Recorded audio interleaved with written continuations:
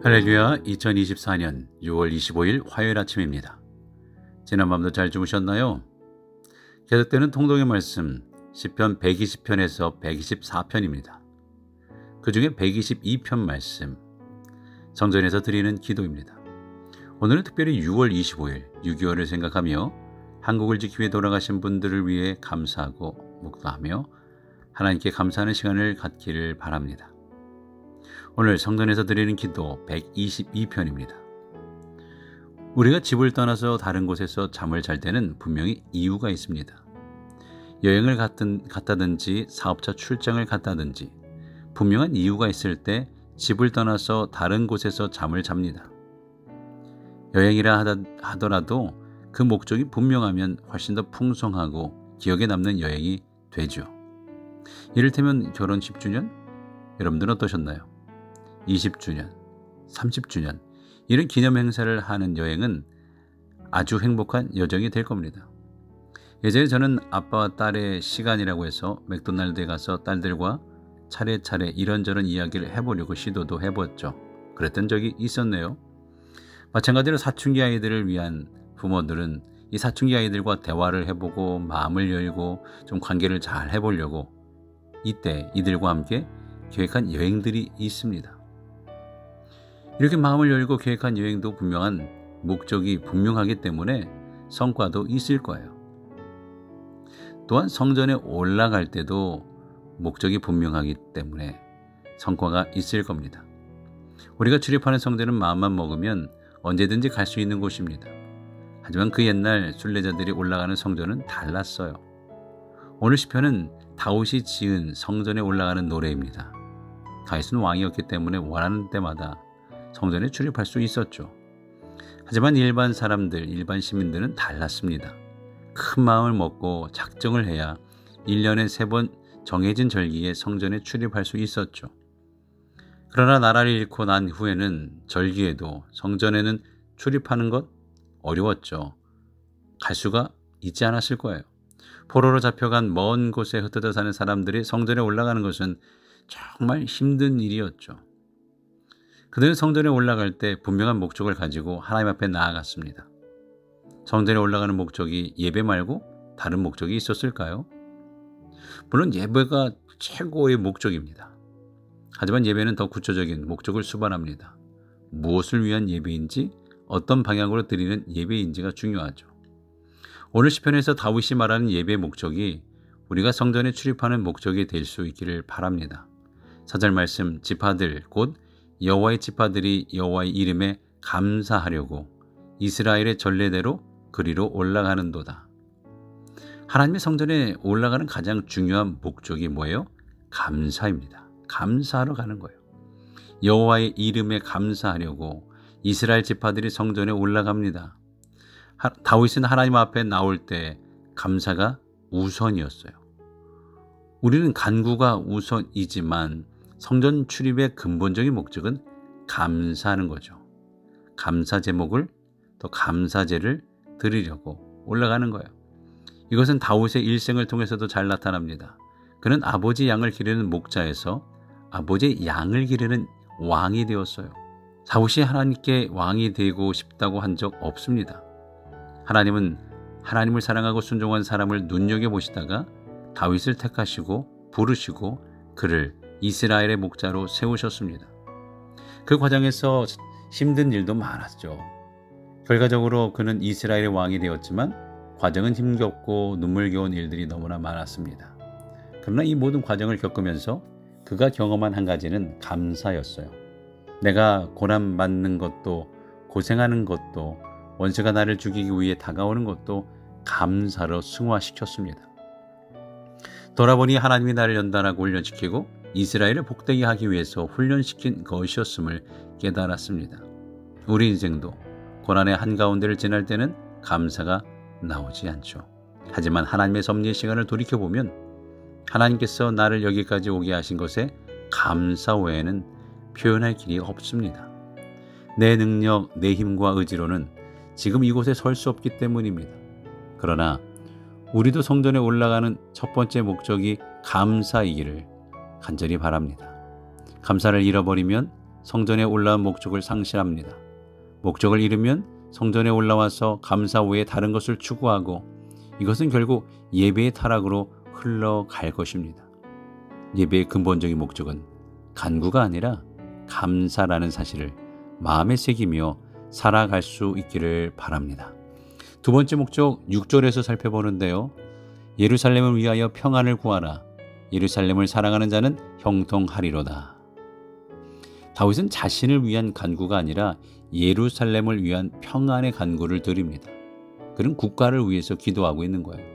성전에 올라가서 하나님 전에 출입할 때마다 하나님께서 이 나라를 주심에 감사하고 나라의 평안과 안녕과 번영을 구하는 간절한 애국의 기도를 드리고 있는 거죠.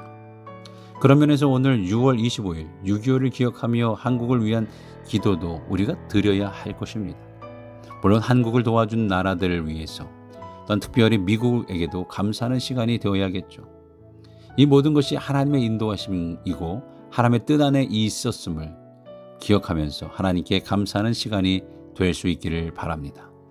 사실 우리는 나라가 든든히 서 있을 때 나라가 얼마나 중요한지 알지 못합니다. 그러나 나라를 잃어본 사람, 일제강점기를 경험해 본 사람들, 동족상잔의 뼈저린 아픔을 겪은 사람들은 나라의 울타리가 얼마나 소중한지를 깨닫겠죠. 지금 전쟁 중에 있는 이들이 그 나라의 소중함을 그렇게 호소하고 있고 나라를 지키려고 노력하고 있는 건 아닐까요? 지금 우리가 누리고 있는 자유민주주의 체제는 정말 귀한 제도입니다. 자유민주주의 아래서 우리는 신앙의 자유를 보장받습니다. 여기서 우리는 하나님께 마음껏 예배할 수 있는 권리를 가지죠. 자유민주주의가 위협받고 나라를 잃으면 마음껏 전하지도 못하고 성경을 증언하지도 못할 겁니다. 그럴 때가 온다면 우리는 나라를 위해 기도하지 못했음을 한탄할 겁니다. 그때 나라를 땅을 치고 후회한들 무엇하겠습니까? 지금 우리는 한국을 위해서 또 미국을 위해 기도하며 세계 평화를 위협하는 모든 것에 대해 하나님께 구할 수 있어야 하고 바로 그때가 지금인 줄로 압니다. 함께 한국과 미국을 위해 세계 평화를 위해 기도해 주기를 간절히 부탁을 드립니다. 세 번째 성전에 올라가는 목적을 8절에서 노래하고 있습니다. 내가 내 형제와 친구를 위하여 이렇게 말하리니 내 가운데에 평안이 있을지어다. 다윗은 친구와 가까운 사람들을 위해 기도하고 있습니다. 자신을 위한 기도가 아니라 가까운 친지, 친구, 이웃을 위해 기도하고 있는 거죠. 우리에게도 가까운 이들이 많이 있습니다. 친지들, 친구들, 아직까지 복음을 영접하지 못한 이들, 아직까지 이 그리스도를 모르는 이들 위해 기도할 일이 참으로 많습니다. 우리 이웃 중에도 하나님을 모르는 분들, 우리 가족 중에도 그리스도를 구주로 고백하지 않는 이들, 못하는 이들을 위해서 기도할 일들이 많습니다. 기도의 순서가 이렇게 되고 그 다음 우리 자신을 위하여 기도하면 하나님께서는 나를 위하여 드리는 모든 기도에도 응답해 주실 줄로 믿습니다. 기도하는 것은 우리의 마음의 영토를 표현합니다. 평생 동안 나 자신만을 위해 기도하면 내 마음의 그릇이 나 하나 담을 정도밖에 되지 않는다라는 얘기겠죠. 하지만 이웃을 위하여 기도하고 가까운 이들을 위하여 기도하고 세계와 민족과 열방을 위해 기도하고 나라와 민족을 위하여 기도하면 기도의 지경이 확장되고 마음의 폭도 확장될 것입니다. 부디 주 앞에 나와 나 자신만을 위해 간구하지 마시고 기도의 지경을 넓히는 우리 모두가 될 수 있기를 바랍니다.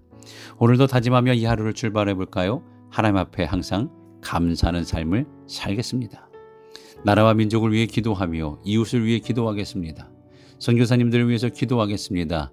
이렇게 다짐하며 기도하실 때에 우리 함께 서로를 위해 우리 교회를 위해 또 계속해서 기도해 주시기를 부탁을 드립니다.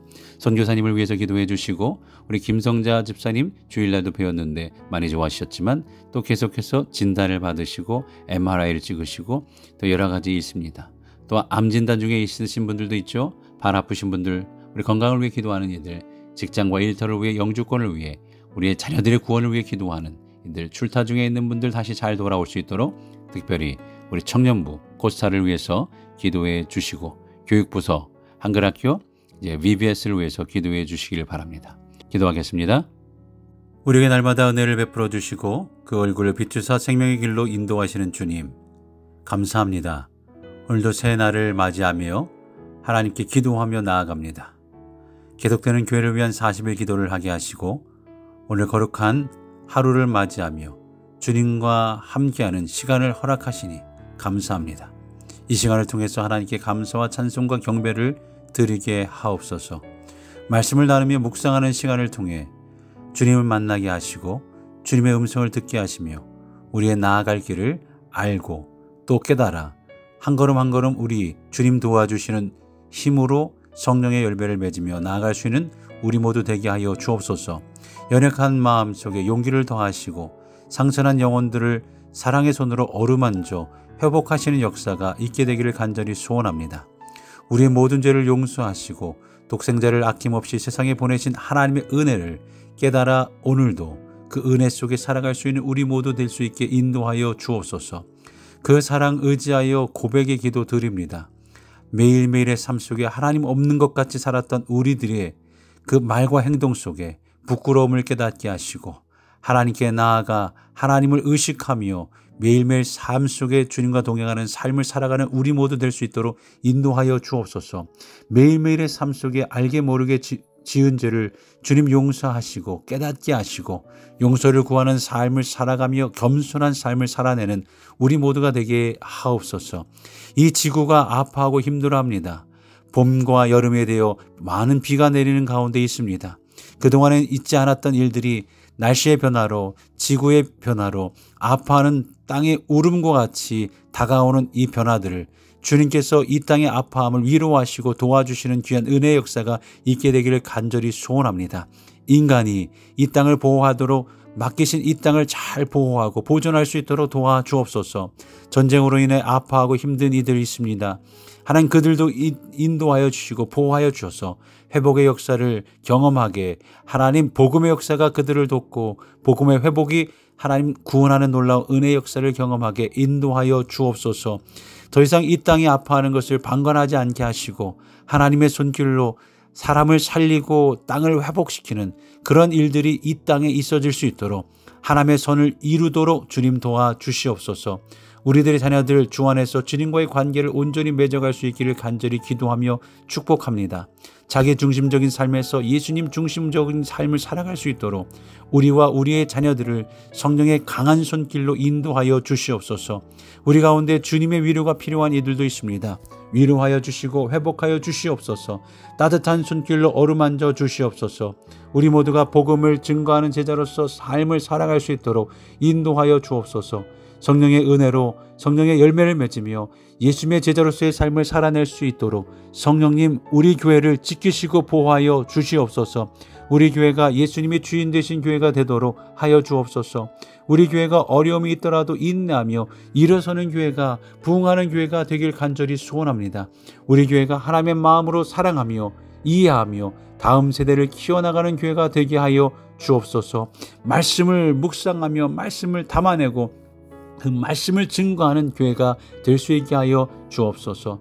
매일매일의 삶 속에 주님 묵상하며 그 말씀을 기억하며 말씀을 실천하는 우리 모두 될 수 있기를 간절히 소원하고 우리를 구원하시고 사랑하시는 거룩하신 예수 그리스도의 이름으로 기도드렸사옵나이다. 아멘.